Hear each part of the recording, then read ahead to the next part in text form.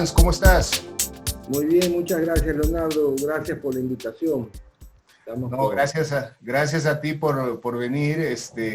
Quiero hacer una breve presentación de Hans. No voy a citar todos sus títulos porque tiene mucha obra publicada.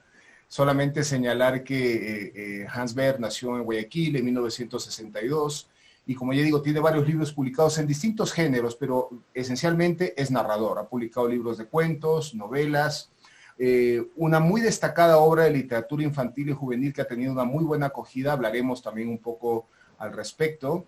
En dos ocasiones obtuvo el Premio Nacional de Novela, el año 2000 y el 2012, con las obras Los Senderos de Maús y Las Luces de la Felicidad. Pero los premios han seguido. Obtuvo el prestigioso premio Aurelio Espinosa Polit con la novela Maratón el año 2010, el premio Darío Guevara el 2015 por Viaje al cráter Gorongoro, espero haberlo pronunciado bien, se pronuncia así, ¿no? Sí. Del año 2015, y recientemente el premio más caliente, más reciente que tiene Hans, es un premio muy destacado de novela breve, en realidad, el de La Linares, con su novela Firmamento, que salió el 2020, ¿no? Hay más títulos. Yo personalmente quería contar la anécdota, y eso es un recuerdo muy grato que tengo con Hans, que cuando yo tenía unos 14, 15 años, esto fue el año 84, ¿no? Asistí a la presentación de tu primer libro de cuentos, Ojos de Piquero.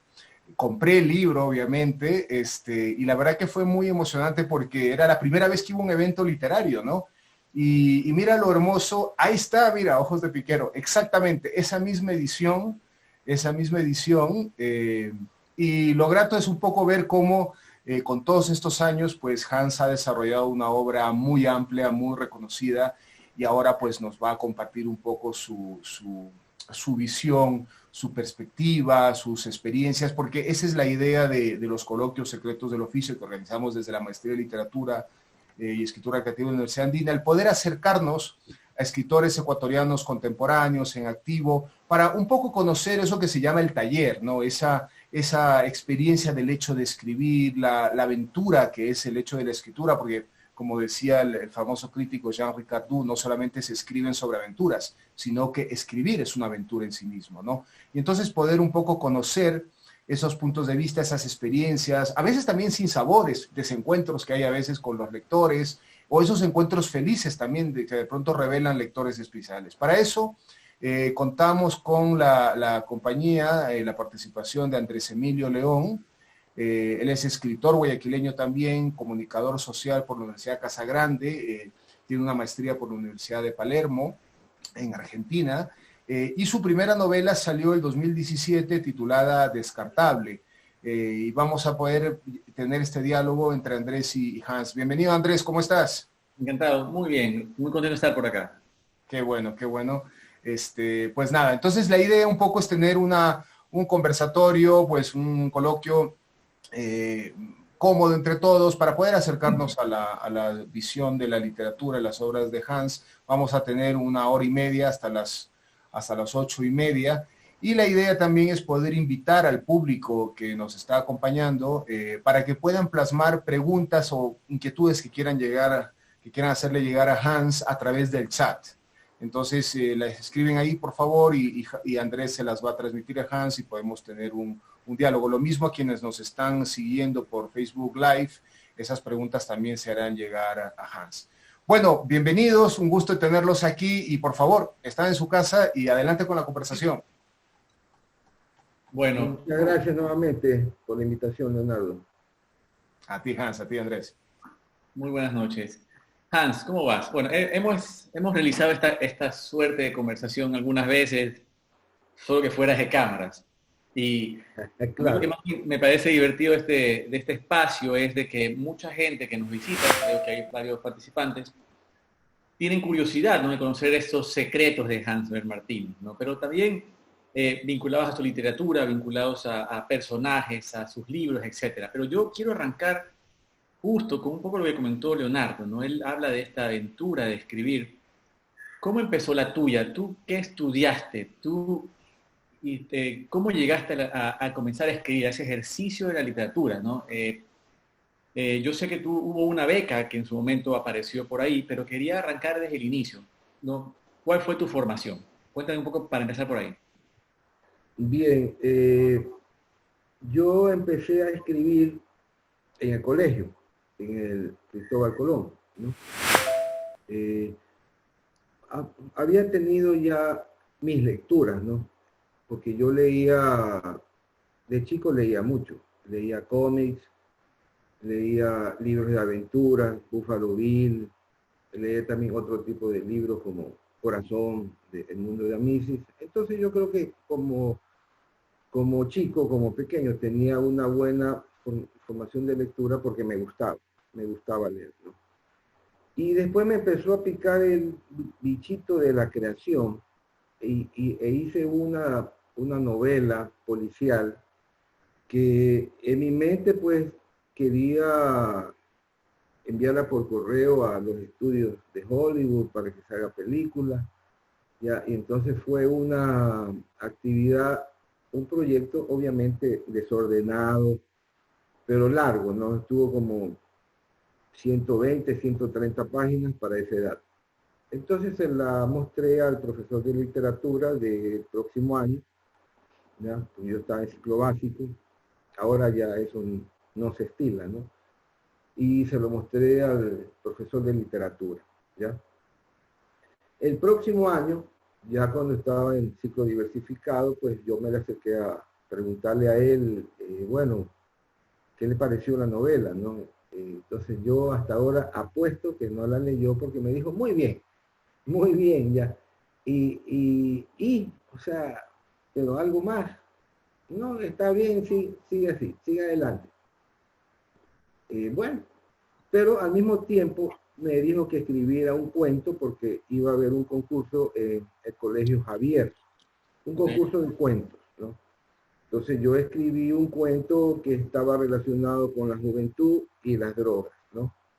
Entonces ahí viene la primera parte de tu pregunta. Mi formación fue autodidacta y fue pues con muchas lecturas, ¿no? Pero ahí te interrumpo, pero tú estabas estudiando todavía en el colegio cuando comenzaste en esto. Sí. ¿Y estabas estudiando algo en especial? O sea, alguna No, pero estaba en el cuarto año y estaba en químico biólogo. Químico biólogo, perfecto. Entonces escribí ese cuento ya que se llamaba Triste Melodía. Era, vuelvo y digo, era aspecto una combinación de la juventud y de las drogas. Resultó ganador del concurso, ¿no? Me dieron como premio una pluma Parker, que hasta ahora la tengo, ¿ya? Y eso fue muy, muy especial para mí, porque me marcó mi camino de escritor, ¿no? Porque realmente que digan tu nombre los lunes, en el lunes cívico, cuando se daban ciertas noticias, y el alumno Hamber ha ganado el premio, papá, entonces todo el mundo lo aplaude a uno, salió en el periódico, y esto fue publicado en diario El Telégrafo, en Cuento del Domingo. Entonces yo no cabía pues en mí, o sea, claro. Entonces ese fue mi inicio en base a tu pregunta, ¿no? Eso fue lo que me enganchó a escribir y a continuar leyendo, pero ya en una forma más, pese a la edad, en una forma más, digamos, profesional.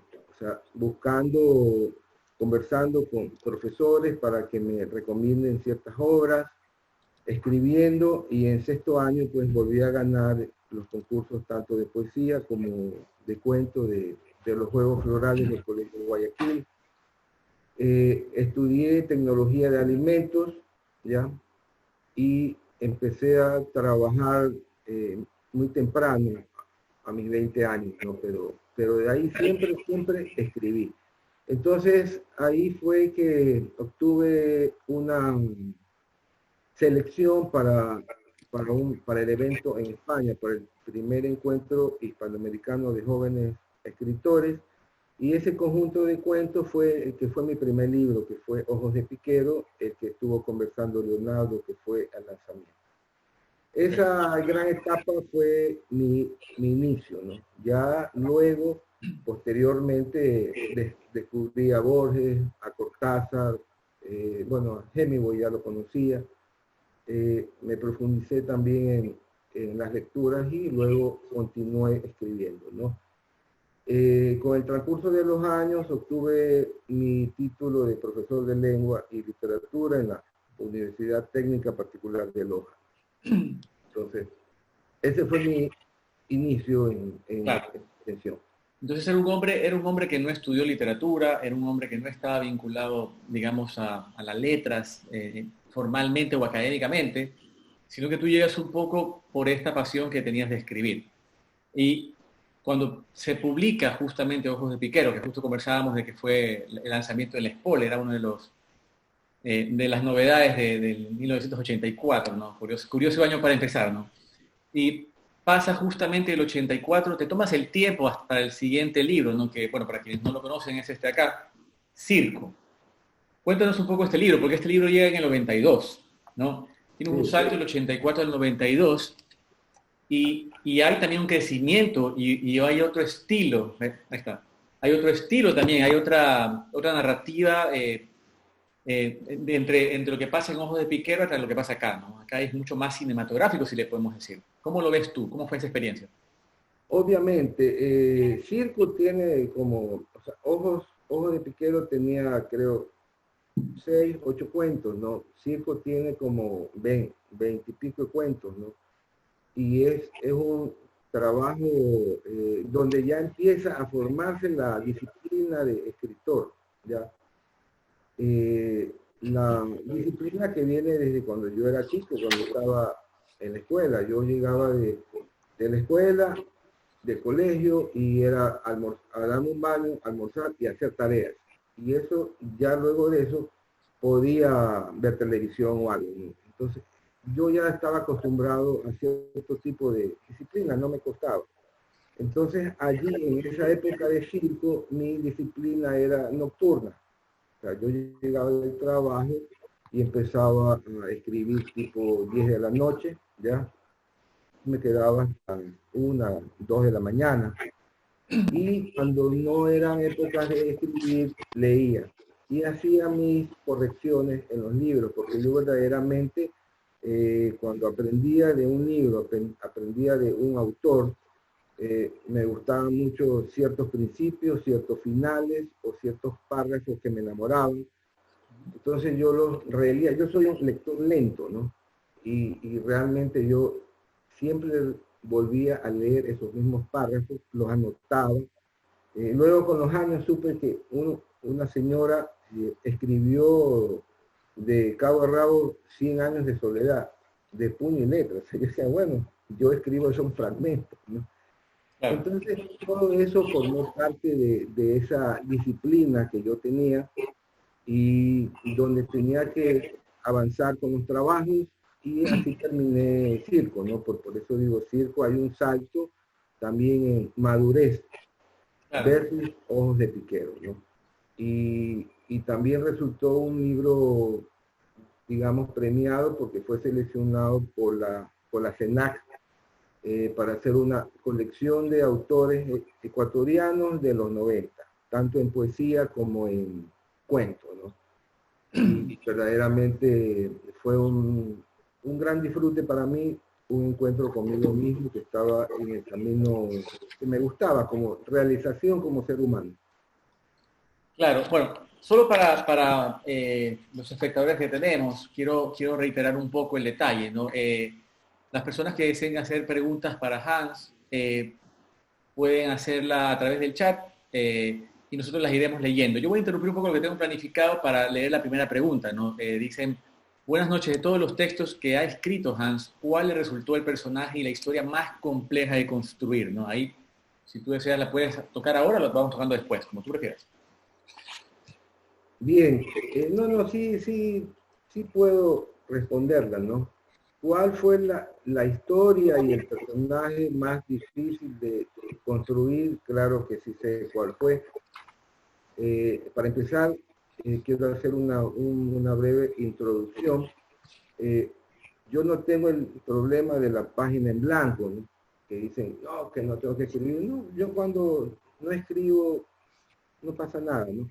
Pero el problema que sí tengo es resolver situaciones que se presentan en las obras, ¿ya? Entonces, eso ocurrió en Viaje al Cráter Gorongoro, que yo estaba enamorado de las migraciones de los animales, que lo veía por televisión, por documentales, por distintas especies.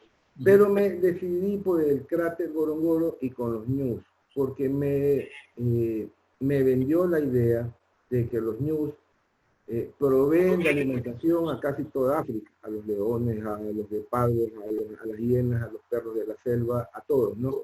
Sí. Y de eso, a los cocodrilos, y de eso subsisten muchos, ¿no?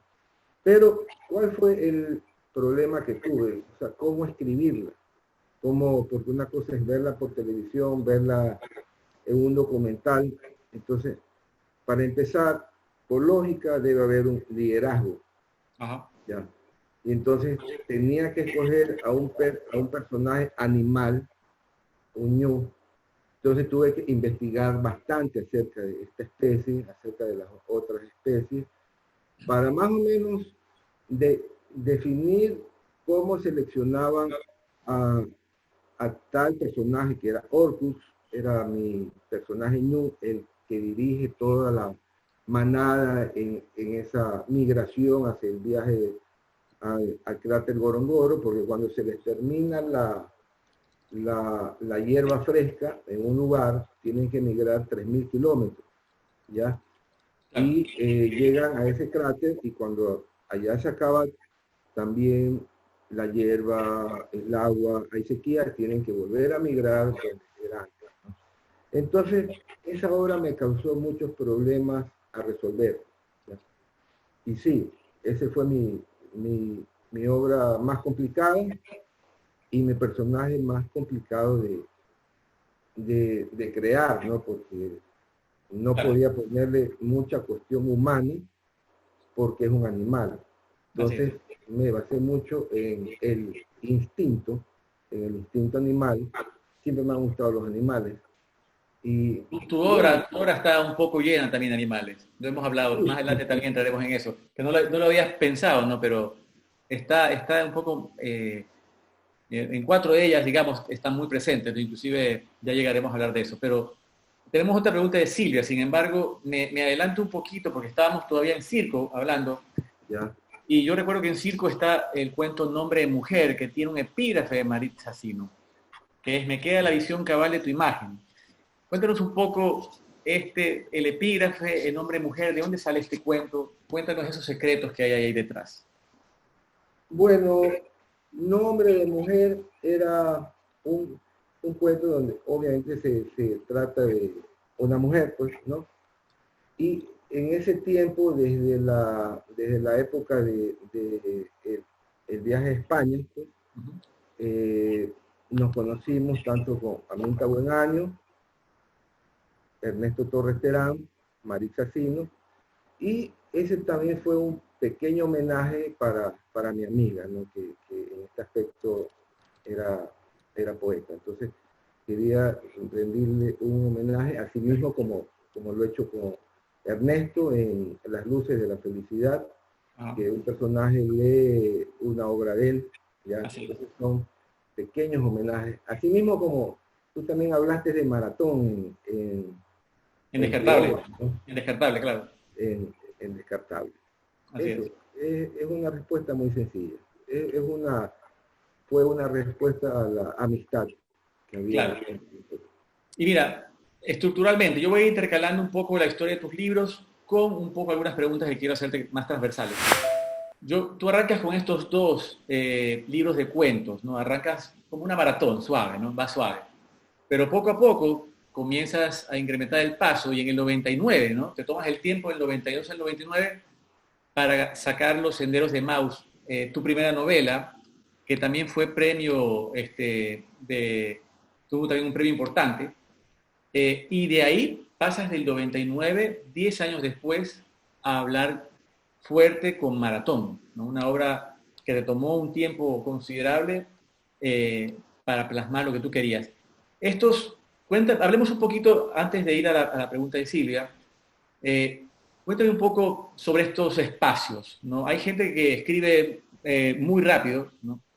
Ernesto Carrión tiene una velocidad impresionante de sacar muchos libros, y tienes por otro lado los autores que son a llama baja, ¿no? O tienes los autores que van intercalando cosas, porque hay muchas cosas que se pueden escribir, pero no necesariamente salen, ¿no? Uno va descartando. Pero cuenta un poco ese detalle. Pasas de tus 2 primeros libros de cuentos a tus 2 primeros libros de novela, vas de Los Senderos de Maus a Maratón. Ambos ganadores de premios. ¿Cuál es la diferencia un poco entre esa experiencia de ambas novelas con 10 años de diferencia? Bien, yo te la puedo responder porque antes yo escribía una obra y me dedicaba a esa obra. ¿Ya? Porque así pensaba yo, tenía que escribirla. Y entonces cuando escribí Maratón, bueno, yo corría, participé también en la carrera de Salinas, la carrera del Sol, la carrera de Diario Expreso.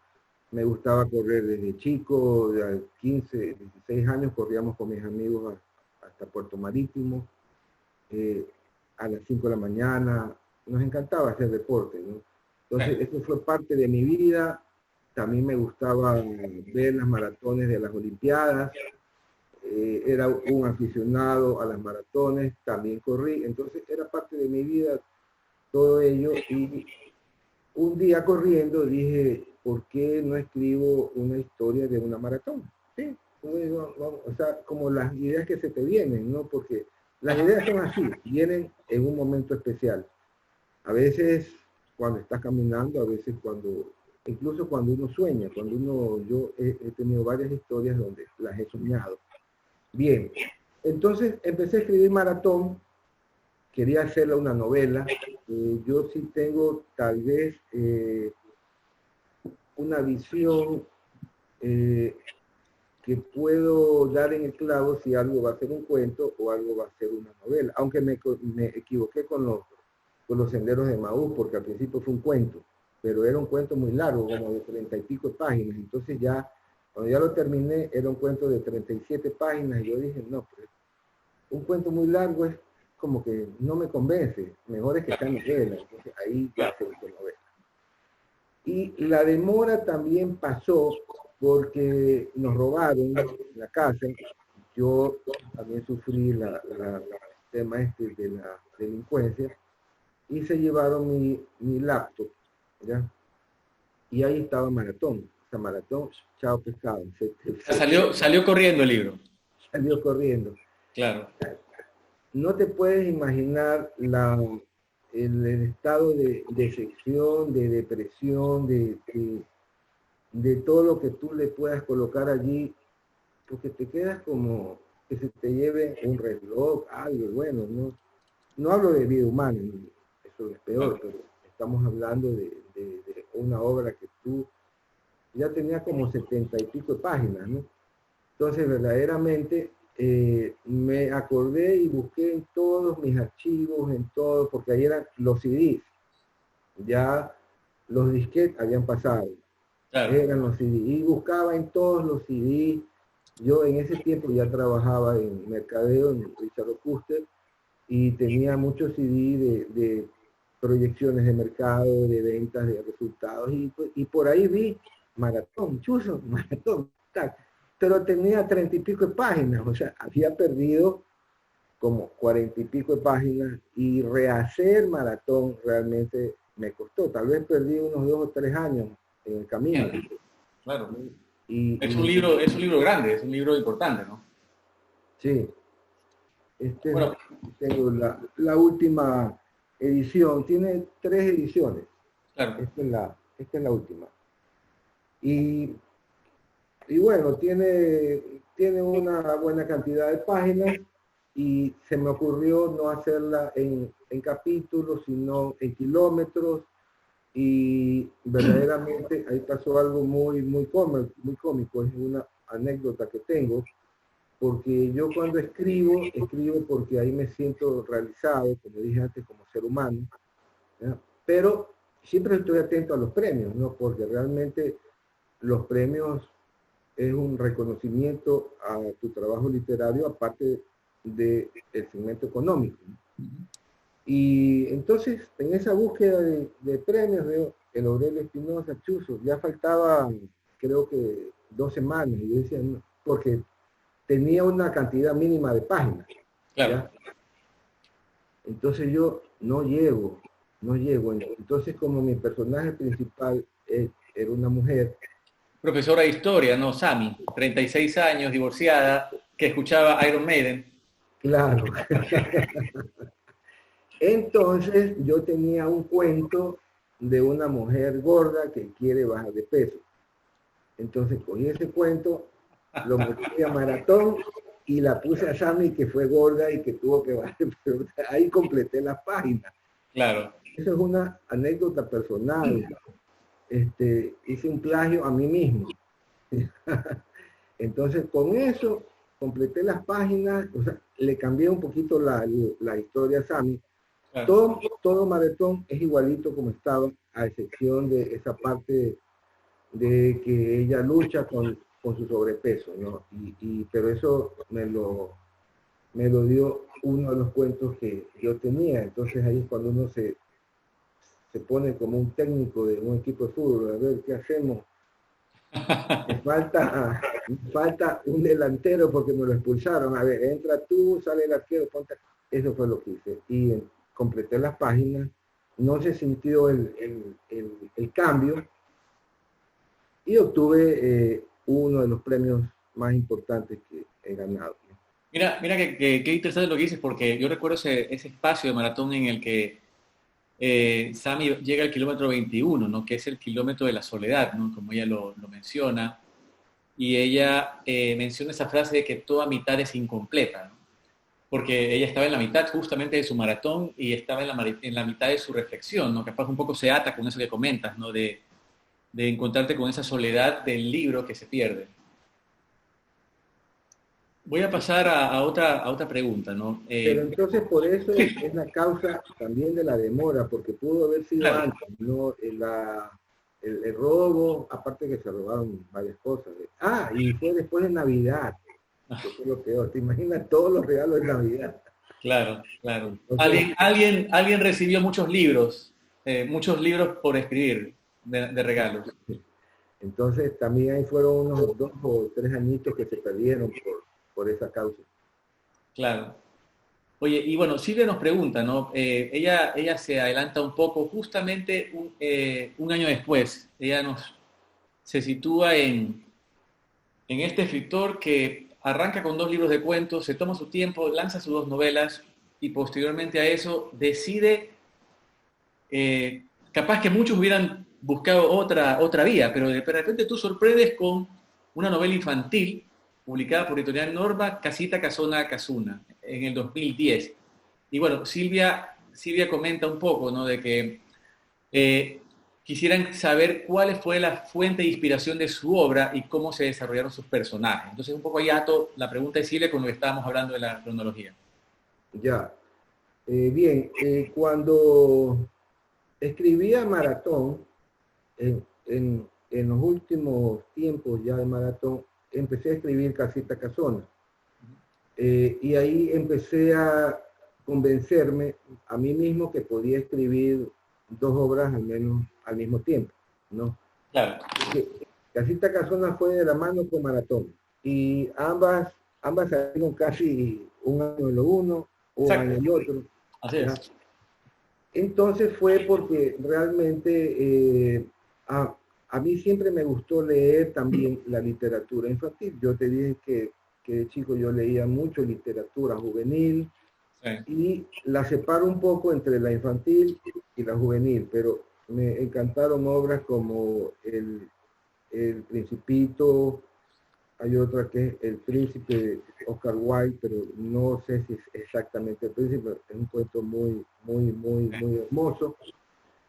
Y también empecé a contar historias a mis hijos, porque ya me había casado. Ese es el secreto, tal vez, de retomar esas historias que yo había leído, obviamente no para plagiarlas ni para copiarlas, sino para claro, salgan para contarlas, no para contarlas.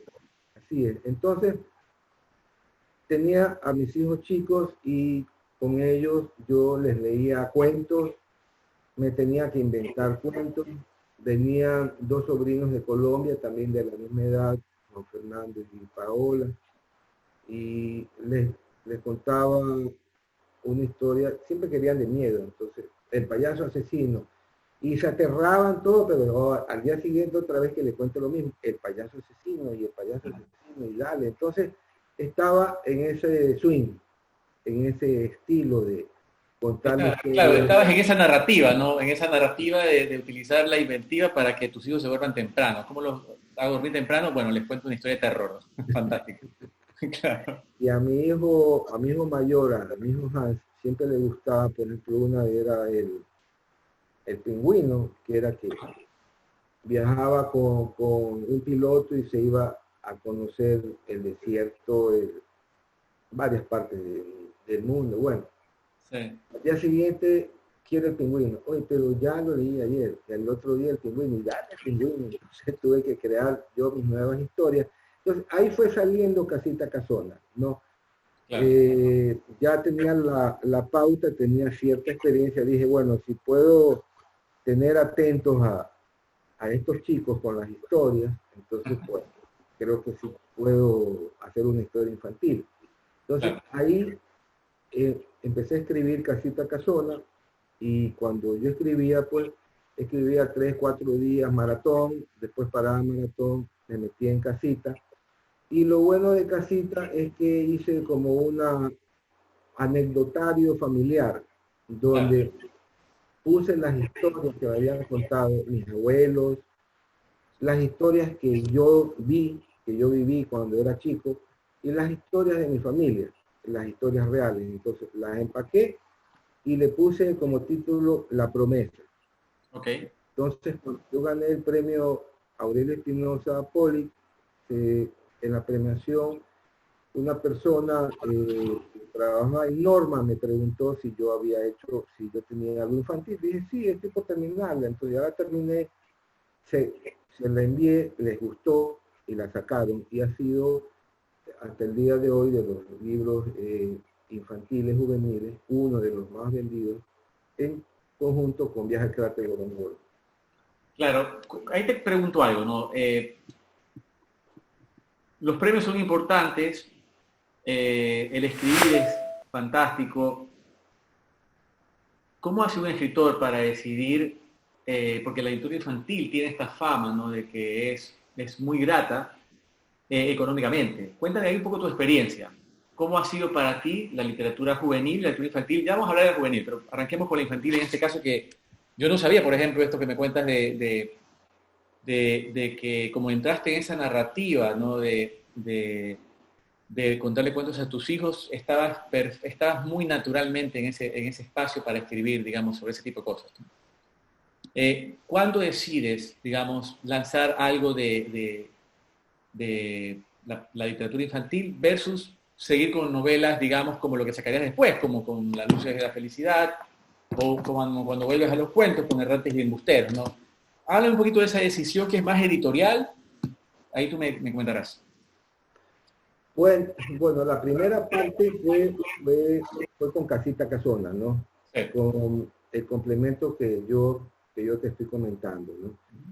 Y luego que fue lanzado Casita Casona, wow, me sorprendió el alcance que tuvo, la visita a los colegios, los chicos que me tenían de muchos colegios, que me tenían obsequios, habían pintado a los personajes, los tenían en las aulas, habían hecho cajitas con caramelos ahí adentro que me regalaban.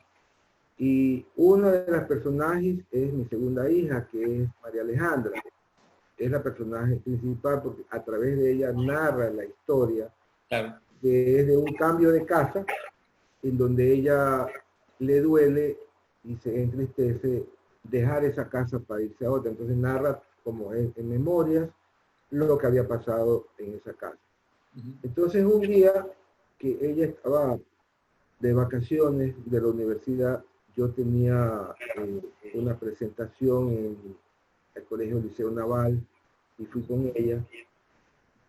Entonces yo estaba hablando con los chicos, todo, y ese diálogo realmente me encantó porque era repetitivo pero distinto. Sí. Siempre me daban ciertas preguntas. ¿Ya? Entonces hasta que... Y los autógrafos, o sea, es una bonita experiencia, ¿no? Ahí respondo parte de tu pregunta. Eso me motivó también a continuar, claro. Porque sabía que así mismo, como yo leí Buffalo Bill, leí los cómics y me dieron mucha felicidad cuando lo leí. Vi que yo también era capaz de propiciar, aunque sea algo de esa felicidad que yo recibí a esos niños, ¿no? Pero hasta que un chico dice, a ver, tú hablas, ¿y quién es ella? O sea, María Alejandra, que estaba acompañándome. Ella se llama María Alejandra. Tú eres la de la novela. Entonces, me dejaron a un lado. Claro. Me dejaron a un lado y se fueron donde ella para que ella le firme los libros y todo. Yo le dije, no te voy a llevar. Entonces, claro. gran parte de esa decisión de quedarme en la literatura infantil y juvenil fue por ese nexo con los chicos, ¿no? Que para mí fue algo nuevo. Y luego Editorial Norma, como había ido bien con Casita Casona, dijo, bueno, que queremos algo juvenil. Entonces, ahí fue que nace Soldado 3113. ¿No? Esta obra nace, bueno, yo decía, bueno, ¿qué es la Segunda Guerra Mundial, ¿no? Sí, ¿qué escribo como algo juvenil? O sea, realmente no tenía un enfoque claro. Entonces hice una encuesta y fue la primera vez que hice algo como bajo pedido. Me apoyé en otro hijo mío, Estefan, para que haga una encuesta con sus compañeros. ¿Qué tipo de temas les gustaría leer? ¿No? Claro. Entonces, deseché vampiros, lobos, porque de eso está lleno. Otro vampiro, no. Pues. Entonces, claro. En tercer lugar quedó temas de la Segunda Guerra Mundial. Entonces, bien, ahí empecé a armar como el título de una obra, Bosquejo para armar. Empecé a armar la historia desde cero.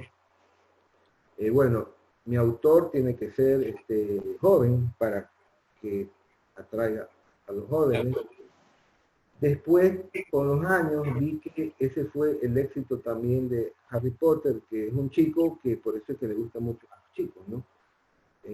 Y bueno, por ahí empezó la historia y como yo tengo mucho nexo con los perros, especialmente con los pastores alemanes, ahí yo ya había tenido mi primer pastor alemán entrenado y todo eso, entonces obviamente los pastores alemanes nacen antes de la Primera Guerra Mundial y ahí hice la conexión, busqué el lugar, busqué mi argumento, la invasión de Normandía y por ahí seguí, por ahí se fue dando ya las cosas, pero esa no fue una novela que salió de mí como algunas otras, sino que la busqué.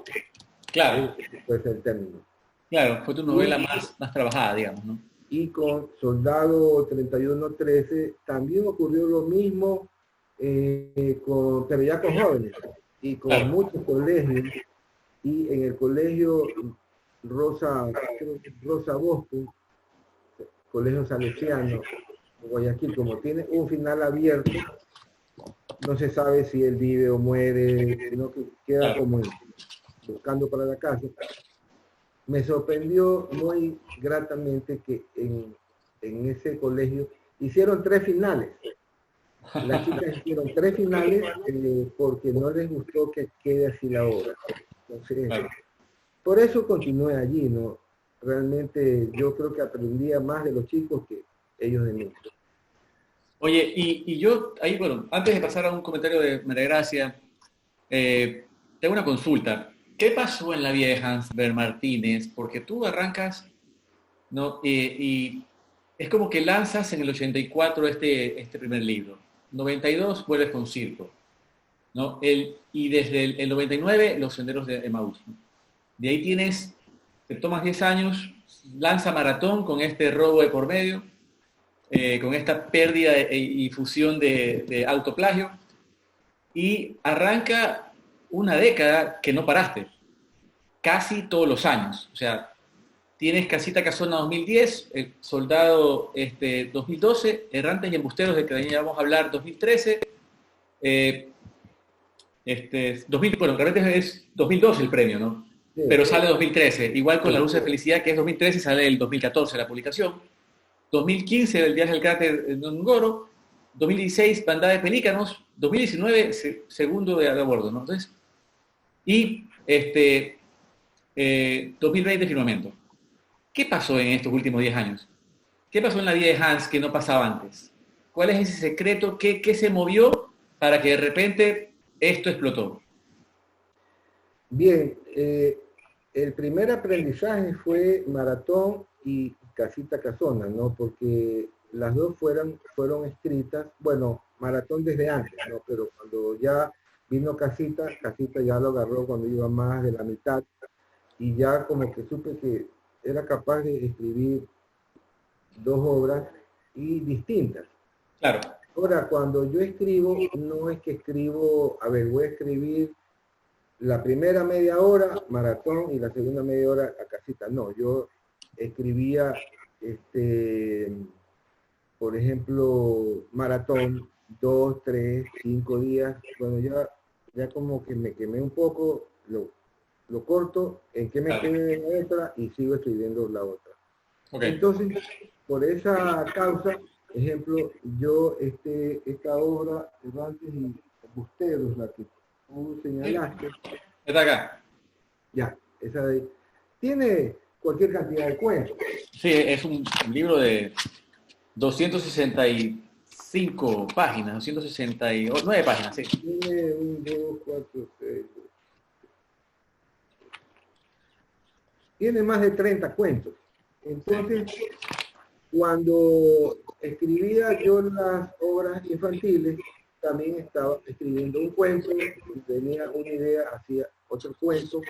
Entonces, trabajaba constantemente en esa obra de cuentos y escribía también al mismo tiempo. En este caso, pudo haber sido Bandada de Pelícanos, Las Luces de la Felicidad, porque fueron más o menos por esa época. Bandada de Pelícanos fue después. Pero Errantes y Embusteros, Las Luces de la Felicidad y por allí algo de Soldado 3113 fueron por esa época.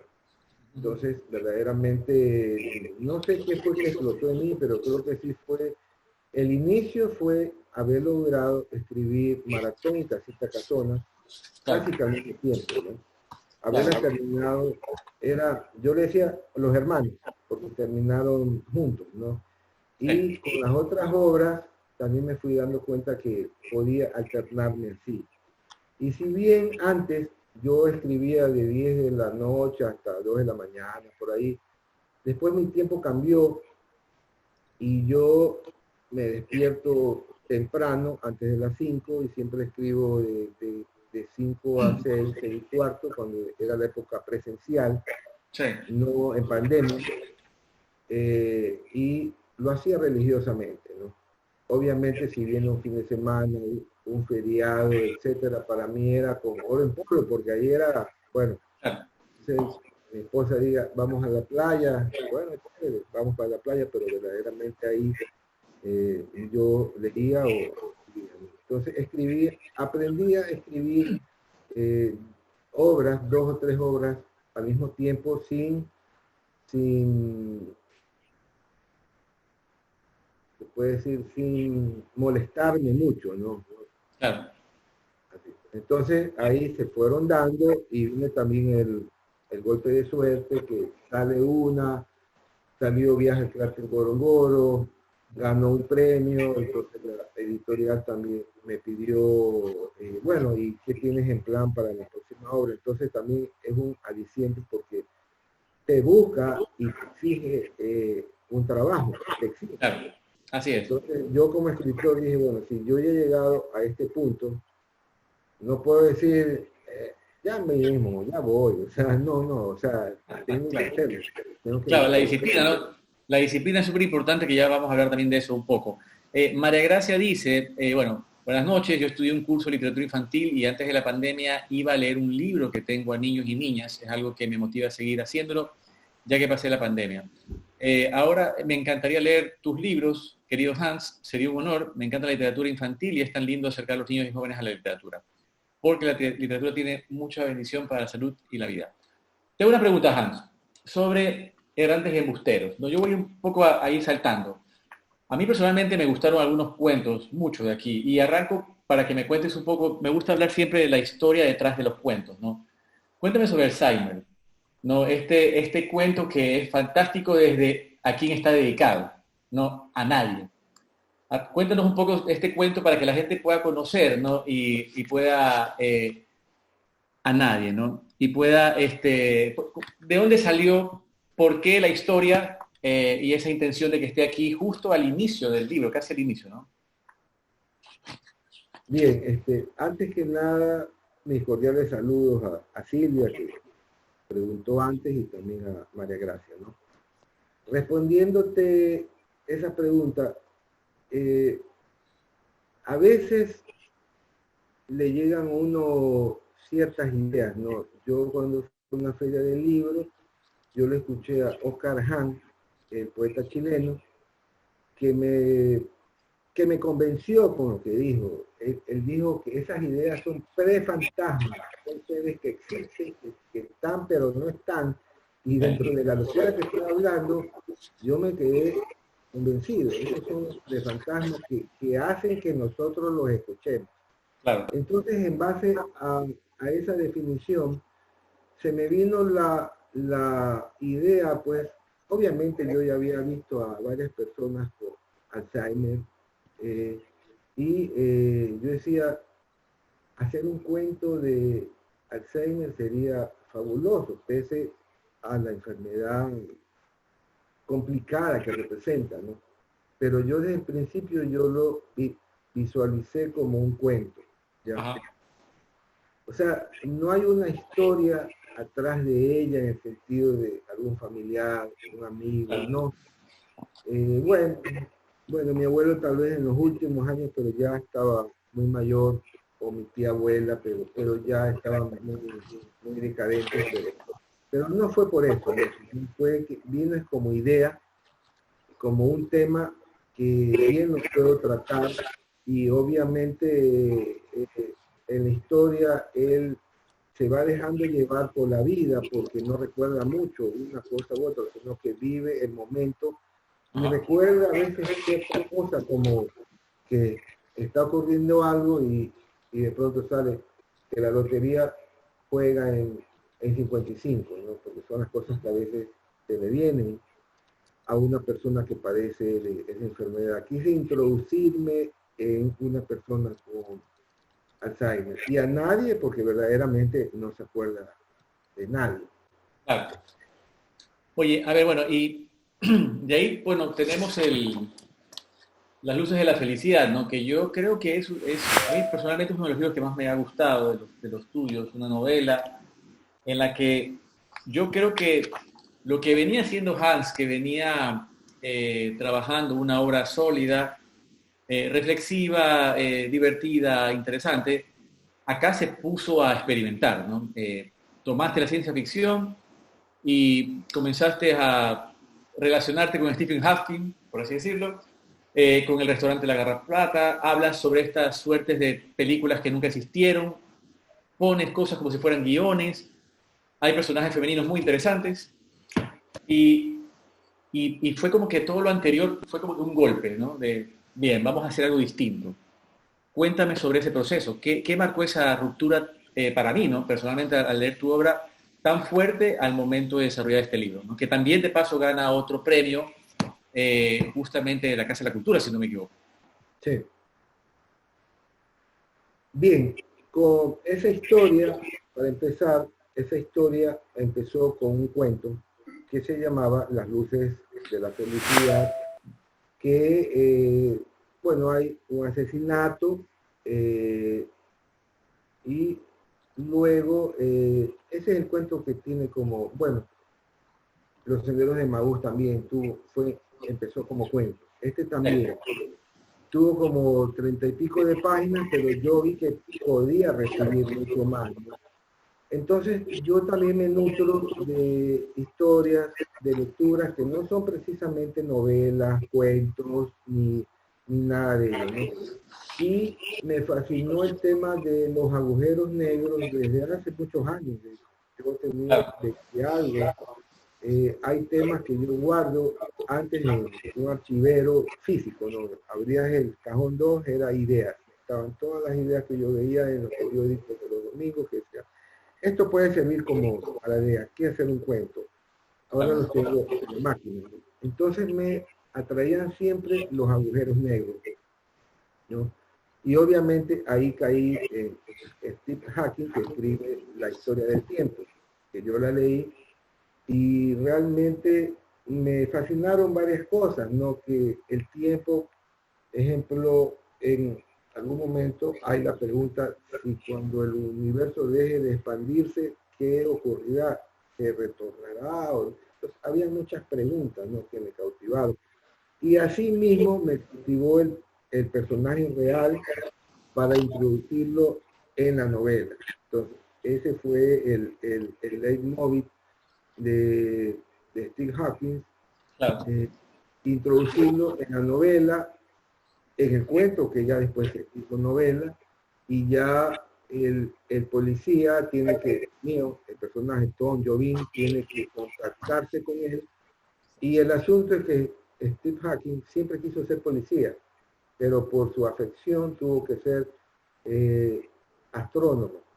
Ajá. Entonces ahí viene el nexo, y ahí experimenté también con mezclas de partes como de teatro, narrativa.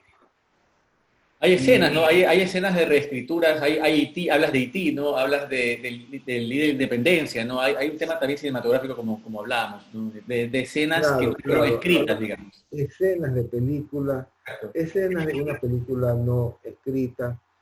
O sea, se puede decir que me rayé un poco, ¿no? Sí, me gustó que lo hagas. Me gustó que lo hagas, ¿no? No, porque también la novela te invita a experimentar, te invita a irte a otras opciones para ser contadas, pero sin perder el hilo conductor. Claro. Sin perder ese hilo conductor que es importante, ¿no? Y ser también convincente, que es uno de los problemas de los escritores, que todos tenemos que contar algo. Claro. Y bueno, hay que ser convincente. Sí, ¿no? Mira que a mí me parece que hay un ejercicio interesante de cuando vas, por ejemplo, en Errantes y Embusteros. Para mí es un libro que yo me reía mucho, me parecía muy simpático la inventiva del libro. Me reí mucho, por ejemplo, leyendo, los tengo aquí anotados, leyendo Caldebolas, por ejemplo, leyendo El monstruo, Alzheimer, y el pastor alemán perdido en Madrid. Pasas a este libro que dices tú que es el más rayado de lo que se ha escrito, y es un libro largo también, es una novela importante, 230 páginas, y vas de nuevo a de este libro, agarras un salto, respiras y lanzas 3 libros de novelas juveniles. Uno de 2015, 2016, 2019. De los cuales el primero que lanzas gana el premio Darío Guevara, ¿no? Entonces cuéntame un poco capaz que Hans Werner Martínez se rayó tanto que ya quedó fundido y dijo, bueno, voy a volver a esta parte, ¿no? de la novela juvenil. Cuéntame a qué se debe también esa decisión editorial, porque pasas por estos 3 libros y das el salto a Firmamento, ¿no? Ya iremos para allá, ¿no? Ya. Este es el viaje al cráter Gorongoro, que gana el premio premio Darío Guevara. Lo que, bueno, eso empezó con, bueno, yo te conté que a mí me gustaba mucho el tema de la migración. Sí. Hay ciertos autores que buscan ciertos temas porque los atrae, no sé por qué, pero a mí me atrajo mucho el tema de la migración y de la supervivencia animal. Uh-huh. Es algo que me choca, es algo que me trauma un poco, pero es algo que lo veo necesario, ¿no? Porque todas las especies tienen que subsistir. Uh-huh. Y investigué mucho sobre esta obra. Esta obra no fue solicitada, sino que la propuse y fue aceptada, y cuando ya ganó el premio fue después que me dijeron, bueno, ¿y para el próximo año qué? Entonces claro, ahí fue que sale esta, que es una bandada de pelícanos. Bien. También por FM. Esa es, ahí quise ser juvenil, de un equipo de fútbol, de unos chicos de un colegio. Ahí también me ayudó un poco la experiencia de mi hijo Estefan, que era el arquero de su colegio. Sí. Y tuvo un accidente en donde, bueno, casi pierde los brazos porque se corta con unos vidrios aquí y acá, entonces lo tuvieron que ingresó a cirugía y estuvo enyesado así como un mes o 2 meses así. Entonces tenían que darle de comer, tenían que asearlo todo. Entonces verdaderamente esa experiencia que fue real ocurre en esta novela. Entonces el equipo de fútbol tiene un problema y tienen que buscar a un nuevo arquero, y traté específicamente sobre ese equipo, sobre esos chicos, traté sobre la amistad juvenil que siempre perdura hasta después de muchos años, ¿no? Sí.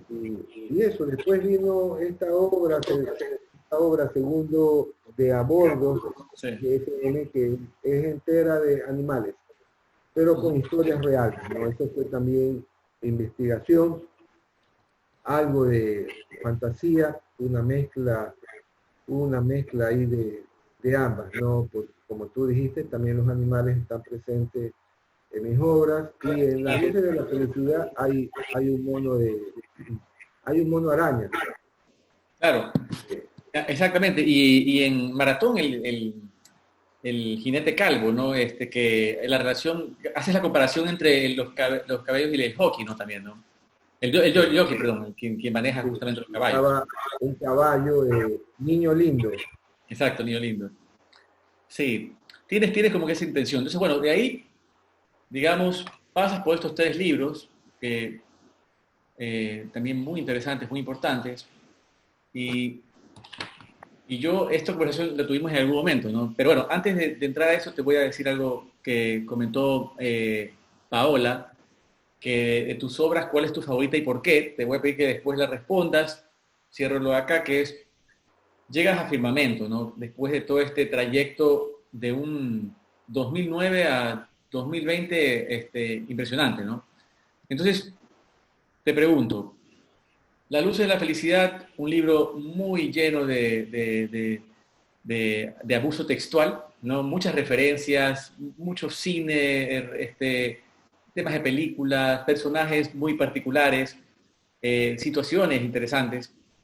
Tienes Maratón, que es un libro mucho más reflexivo, en donde cada capítulo es 1 kilómetro, ¿no? Que eso fue lo que más me gustó de comenzar a trotarlo, ¿no? A transitarlo. Y llegas a Firmamento, un libro que en cambio plantea mucha imaginación en una economía de palabras, ¿no? Importante, porque yo en algún momento te decía, ¿no? Oye, esta novela me hubiera encantado que sea mucho más larga, ¿no? Me parece que daba claro, Firmamento, ¿no? Daba Firmamento para que tú puedas profundizar un montón de escenas, que también es muy cinematográfico sin entrar en tanto detalle, porque hay un montón de economía de palabras ahí metido, ¿no? Pero también hay muchas referencias que tienen que ver todas con el cubo de Rubik, ¿no? De Rubik. Entonces, cuéntanos un poco cómo llegas a esto, ¿no? Porque yo creo que mucho que el escritor va pasando por una serie de situaciones, ¿no? En ese momento, ¿no? Y Claro, Lorena López dice, se termina de rayar el firmamento, Hans, ¿no? Y para mí eso es fantástico, ¿no? Entonces, cuéntanos un poco, ya habíamos hablado de Piano Man, que es mi personaje, mi situación, mi escena favorita de todo tu libro, porque es la escena que rompe el inicio y el final de cada parte, ¿no? Este es el final más abierto y es la historia que ni siquiera conocía que me cautivó más. ¿Cómo llegas a Firmamento?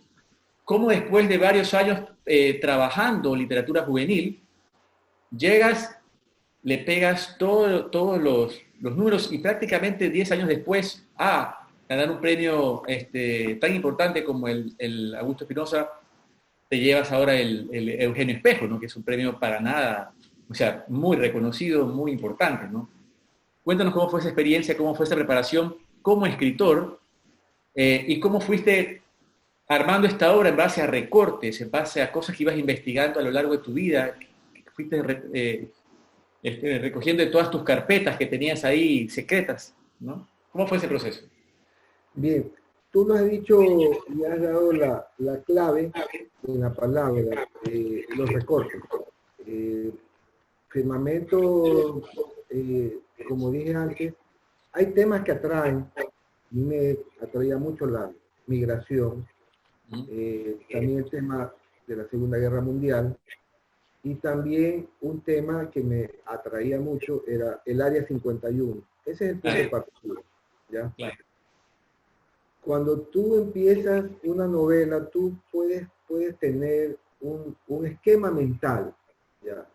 Yo lo pongo así, un esquema mental, pero luego de 6 meses, porque me demoró casi un año terminarla, unos 3 meses más, revisarla. Entonces, pero tú no sabes cómo vas a terminarla. Claro. Ni qué cosas nuevas que no pensabas van a introducirse en el camino. Pero sí empecé con el Área 51 y con mis dudas acerca de ello, ¿no? Ajá. Vuelve Stephen Hawking, ¿no? También. Sí, claro, porque lastimosamente se muere de verdad, ¿no? Y como era mi personaje en Las Luces de la Felicidad, yo siempre quise tener una continuación de la misma, ¿no? Pero ya sin Tom Jobim, el detective. Sí. Pero quería que los dos siguieran en otra novela, pero bueno, aquí lo vi a él, importantísimo introducirlo y realmente de todas las teorías que han hablado de el área 51 no me convencieron que los ovnis, que hubo un ovni que se estrelló, que no se estrelló. Leí y guardé mucho de los comentarios de los testigos de esa época. Ajá. Entonces armé mi propia versión, que era que no cayó realmente una nave ni nada de eso, y eso es ficción, no es que esté yo en lo cierto, sino un meteorito que a las finales era una sonda extraterrestre, ¿ya? Era una sonda extraterrestre y que ahí vienen cosas que tú vas uniendo en una novela, ¿no? No sé quién dijo, no recuerdo, que escribir una novela es como un agujero negro. Todo lo que pasa por ahí cerca es absorbido. No me acuerdo quién dijo y esa es mi tarea ahora. Pero eso es muy real.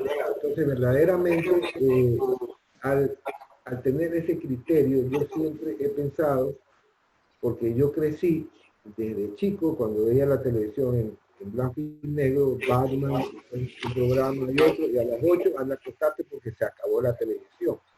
Pero luego en 1974 viene el Mundial de Fútbol de Alemania, y fue en vivo y en directo. O sea, para mí, o sea, yo estuve en el primer momento que se me ocurrió que lo que está jugando ahí, estamos viendo y están jugando en Alemania. Hoy los chicos de hoy en día se despiertan, oye, ¿a qué hora juega Messi?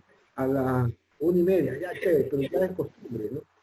Y así mismo vi cómo fue evolucionando la tecnología y el teléfono celular, donde estaba en las tiras de Dick Tracy, cuando era el reloj con la carita de la persona que te estaba llamando, era un reloj teléfono, ya tuvo una visión de lo que iba a ocurrir. Vino el teléfono celular, después todas las variantes de YouTube y toda la tecnología, y tan rápido, ¿no? Entonces mi teoría es que de ahí salió todo, de eso que pasó en Área 51, y eso lo coloco en la novela. Y ahí lo incorporo a Steve Hawking, ya, donde él al descubrir el cubo, que era el causante de esta, no solamente de la tecnología, sino que si se manejaba mal, enviaba a las personas a otro lugar en el tiempo.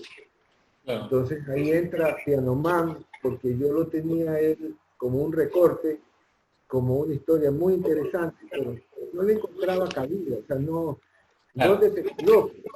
Entonces ahí fue ideal, este hecho real, no inventado, para colocarlo en el firmamento y que sea el punto clave de que él estuvo en los experimentos con este cubo, ¿ya? Sí. Y algo que Steve Hawking quiera sustraerse el cubo, darle este equipo de payasos ladrones.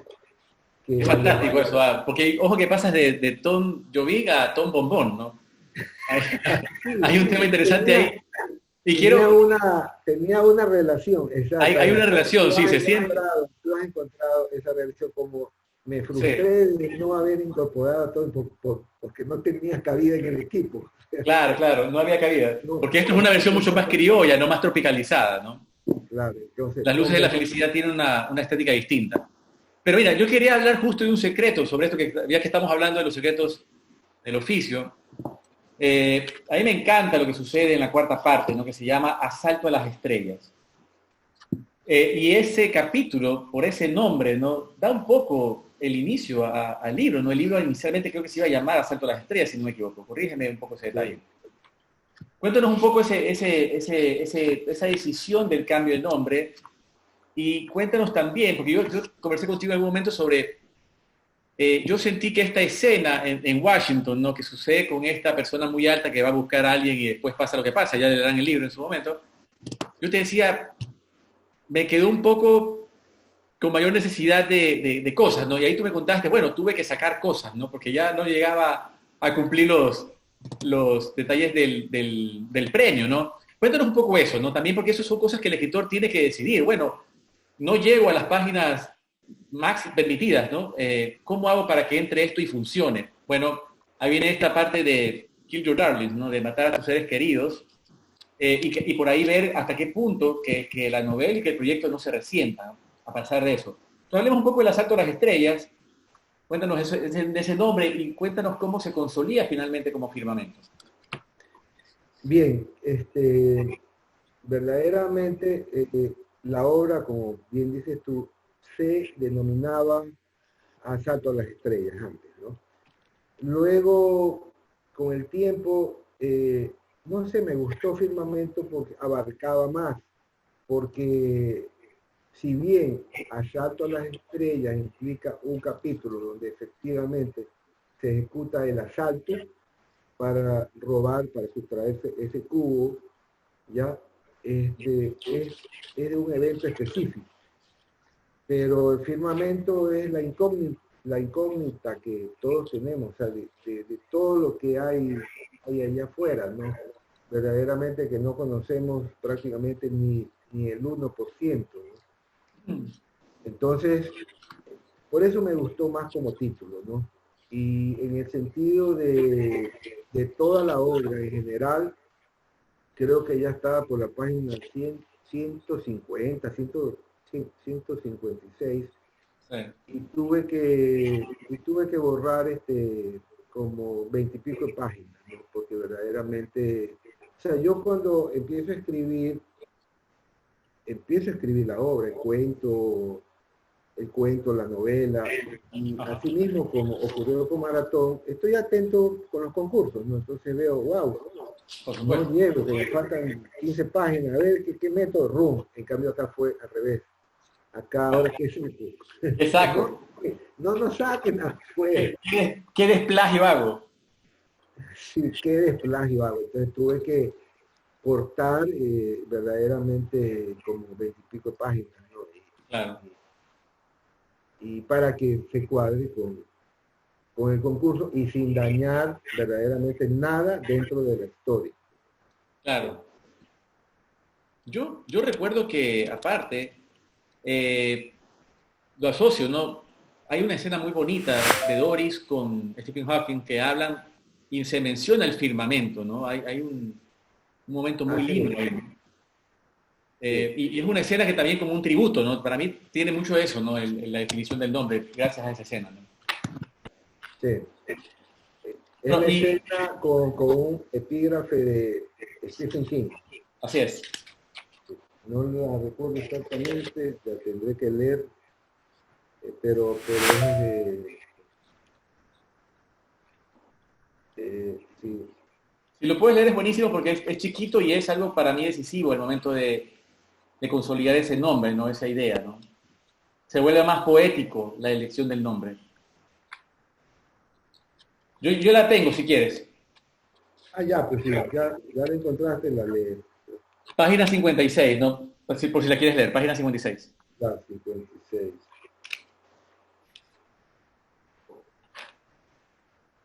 A ver, dice, soñó agitadamente, mientras se abría el velo de nubes que ocultaba el firmamento, y brillaban fríamente las estrellas otoñales.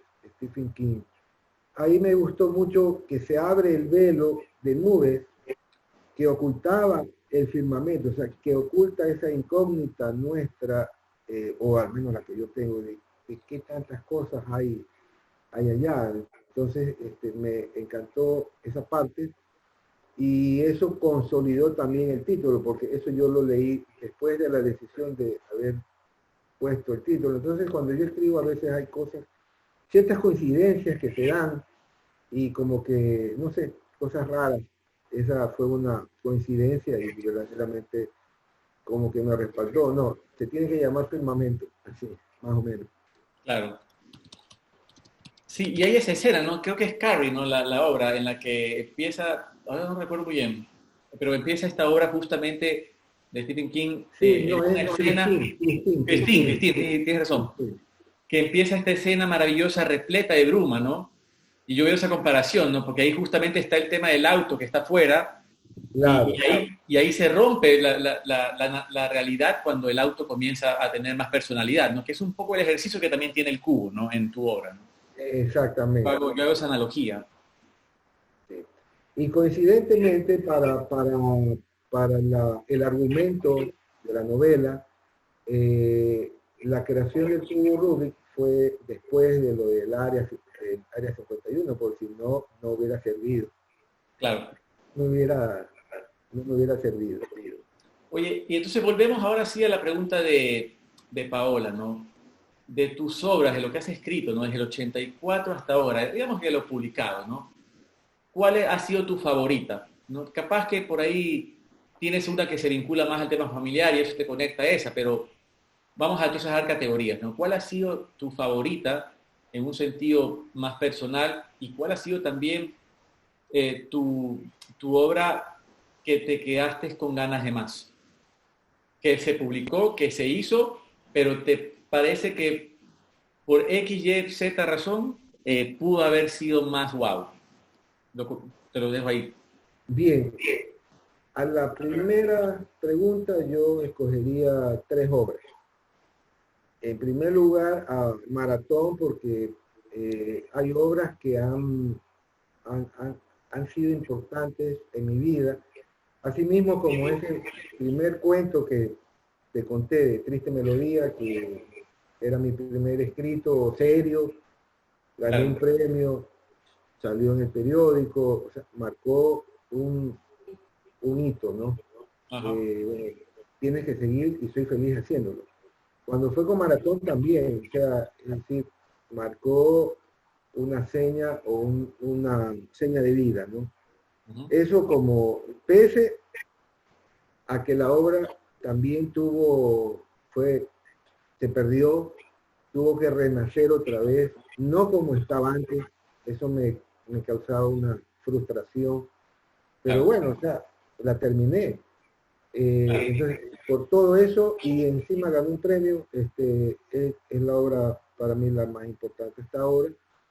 De ahí celebro mucho Casita Casona, ahora de lo que leo, porque realmente cuando la escribí disfruté mucho. Y cuando uno escribe, hay obras que uno las escribe porque las piensa, pero hay obras en que uno disfruta escribiéndolas y te ríes y vuelves a leerlo. Yo parecía loco escribiéndolo, como yo estaba solo. Nadie me leía y yo le escribía, y cuando pasaban ciertos sucesos, yo me cuajaba de risa. O sea, entonces, de esa forma, el que fue escrita, y la otra obra es Viaje al cráter Gorongoro, o sea, una en cada género, ¿no?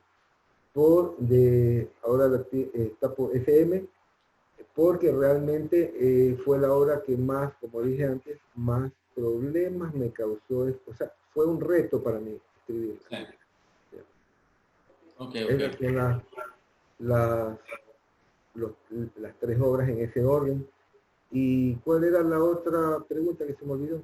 Yo te decía de que por ahí, ¿cuál era la obra que te parece, que te quedaste con ganas de que pudo haber sido más wow, pero por X, Y, Z razón, se publicó, está bien, pero te parece a ti que tal vez releyéndola o tal vez en el proceso de la escritura te parece que no te vino a reventar como pudo haber reventado? No lo sé si te ha pasado. Bueno, con algún cuento, con alguna novela. Bueno, quizá Firmamento, porque Firmamento no lo había terminado, y cuando veo las bases del premio La Linares, y como yo dije un día, para mí ganar La Linares fue como haber atrapado a Moby Dick. Ya, entonces era algo que lo estaba buscando, como el capitán Ahab, creo que era. Estaba cazando, la estaba esperando, entonces por ahí... Te puedo interrumpir un segundo, perdón, solo como un detalle, por si acaso nos quedan 9 minutos, entonces ya, animo a la gente del Facebook, animo a la gente del por Zoom que nos está siguiendo, porque si desean hacer sus preguntas, sus comentarios, este es el momento ideal, ¿no? Entonces, ahora sí, por favor, avancemos. Quizás para terminarlo rapidito, fue Firmamento porque realmente cuando vi las bases, ya casi estaba terminada, ¿no? Pero fue una frustración también cortar páginas para empatarlas dentro de una novela breve sin perder el hilo conductor, como dije antes, y realmente pudo haber sido más, ¿no? O sea, de mayor cantidad de páginas. Pero en general, cuando le pongo el punto final, es el punto final, en general. Qué bueno, qué bueno.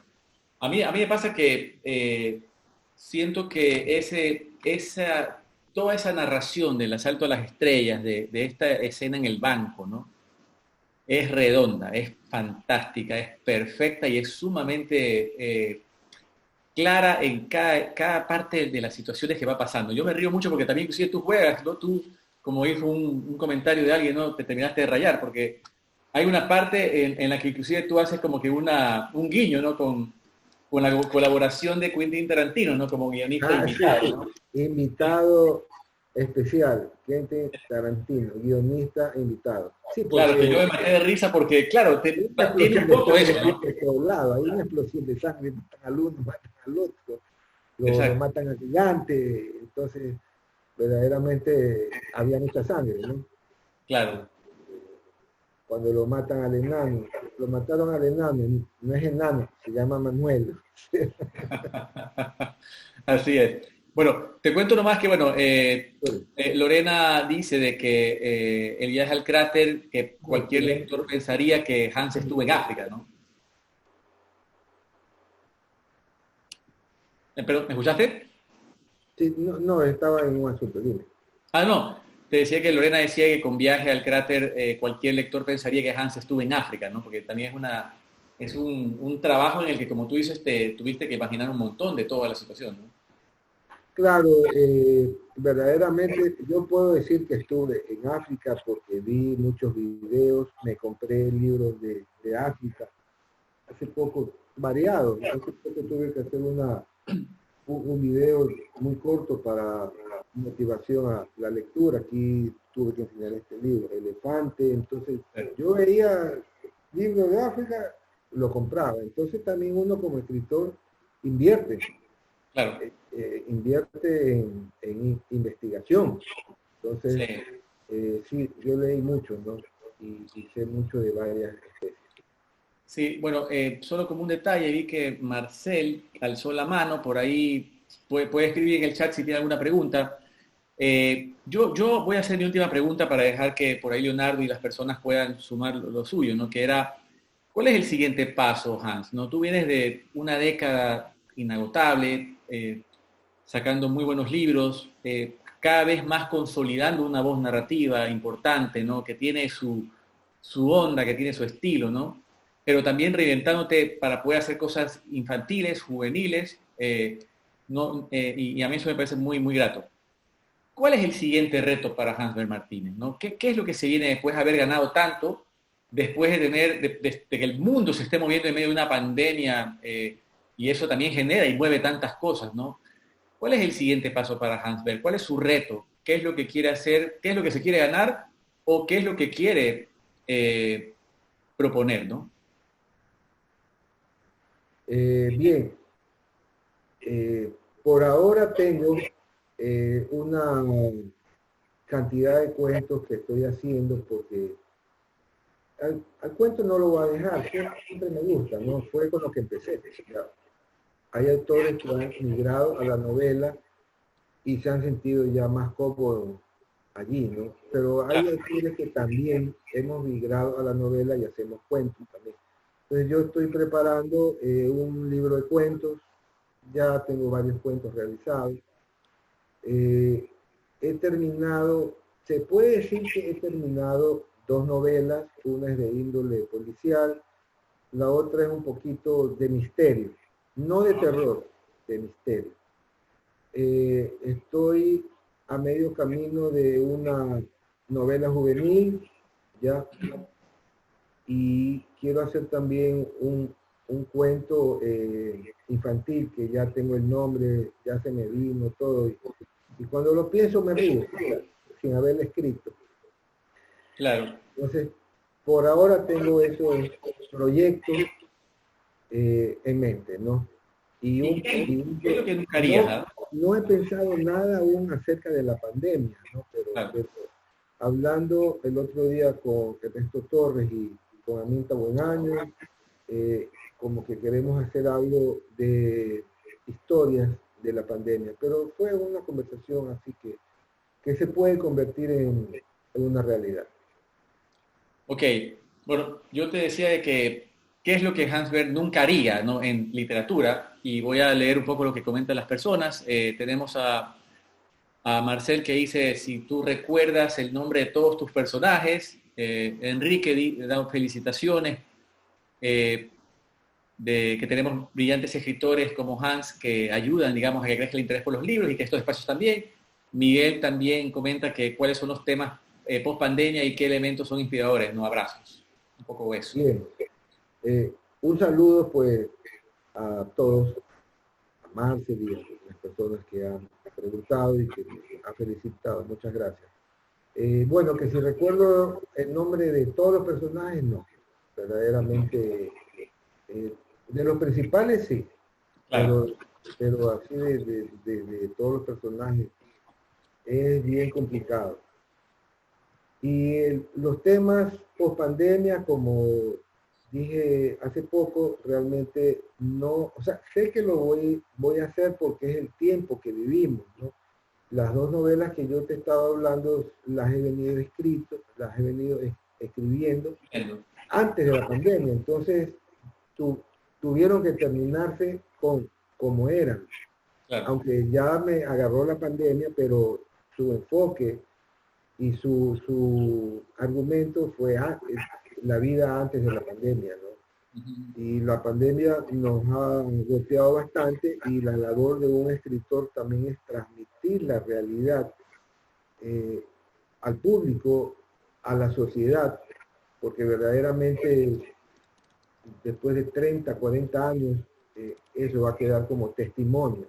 Así es. Por suerte hay escritores que ya lo han hecho. Yo verdaderamente no quería escribir de la pandemia porque le tenía como un rechazo en el sentido de que han muerto conocidos míos, amigos míos, y todo lo que ha causado esa época de marzo del año pasado fue terrible. Entonces no me nacía todavía escribir eso, pero sé que lo voy a hacer. Claro. Ahí tenemos a Leonardo. Buenas, ha sido realmente un placer escucharlo, esta magnífica conversación, pero lamentablemente el tiempo ya se nos acaba, la hora y media se ha pasado volando, en realidad, muy revelador de muchas cosas, Hans. Hay muchas obras que he visto nuevas ediciones, ¿no? A veces en este país es un poco complicado conseguir ciertos libros, pero me acabo de enterar que hay algunas reediciones que me gustaría conseguir, ¿no? Ese es un problema de nuestro país, pero bueno, yo creo que ese tema poco a poco se irá solucionando. Hay otras obras tuyas que están en grandes editoriales que van circulando bastante en este país, ¿no? Bueno, nada, agradecerles mucho, ha sido una conversación deliciosa, se han abierto un montón de aristas, yo creo que esto va a animar mucho a las personas que conocen tu obra, acercarse a otros libros quienes ya te han leído y sobre todo también permitir el acceso a personas que están interesadas en estudiar literatura, en escribir literatura. El propósito de la maestría en literatura y escritura creativa de la Universidad Andina es justamente generar este acercamiento, que no vean la literatura como una cosa alejada, sino que tienen voceros y creadores que son sumamente dinámicos y que tienen este gusto por compartir. Así que les agradezco muchísimo, muchas gracias, Hans, mis mejores deseos para tus siguientes libros, estás trabajando varios en simultáneo, cómo te admiro esa facilidad, y también estamos a la espera de tu siguiente novela, Andrés, ya van unos añitos después de Descartable, así que ya tiene que estar llegando un siguiente libro, ¿ah? Sí, creo que estoy emulando la primera etapa de Hans, ¿no? Así, un poquito más de años dispersos todavía. Ya llegará mi década dorada. Qué bueno, Andrés. Bueno, nada, muchas gracias. No sé, Hans, si quieres decir algunas palabras finales. Bueno, para empezar, gracias Leonardo por la invitación, gracias Andrés por el conversatorio, por tu esfuerzo, tu trabajo en ver ciertos detalles de cada obra. Y gracias también al público asistente por su presencia y por sus preguntas. Bueno, muchísimas gracias nuevamente, saludos a todos y nos vemos en la siguiente reunión. Buenas noches.